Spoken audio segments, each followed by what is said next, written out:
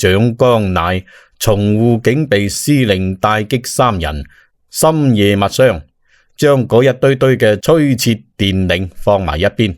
既然定咗，就要喺閘北打返場。呢支主要由廣東子弟組成嘅軍隊，喺總指揮蔣光鼐、軍長蔡廷鍇嘅率領下奮起抵抗，喺上海血戰粵語。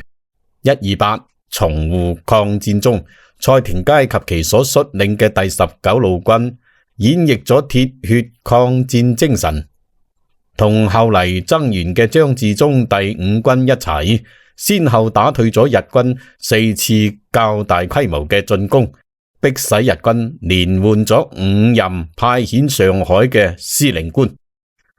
講呢場仗打咗幾耐，唔同嘅資料有啲出入，準確嘅說法係從1932年1月28日打到3月3日，歷時近40天。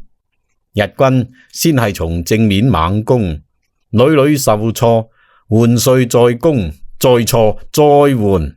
日軍喺上海嘅總人數最終達到10萬，敵我雙方實力懸殊。最後日軍第11師團繞到劉河側翼強行登陸，守軍腹背受敵，19路軍先至不得不後撤至第2道防線，正面戰場交戰才告結束。呢場戰事當中，第19路軍同第5軍嘅傷亡共15,173人，日軍傷亡3,091人。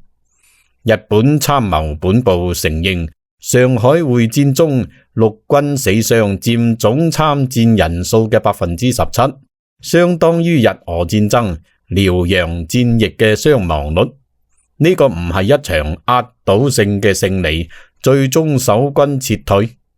但係放喺嗰個年代嚟睇，以劣勢裝備，以4萬對8萬，將裝備齊全嘅日本精銳部隊喺上海拖咗將近40日，逼到佢哋反覆換帥、追加兵力。呢個喺918事變之後嘅中國已經係難以想象嘅事啦。消息傳到咗美國，整個唐人街都沸騰啦。亦都係喺呢個時候，紐約嘅司徒美堂先生聽到咗呢個消息。呢個人唔能夠只係當成係洪門頭目嚟睇啊！佢1868年生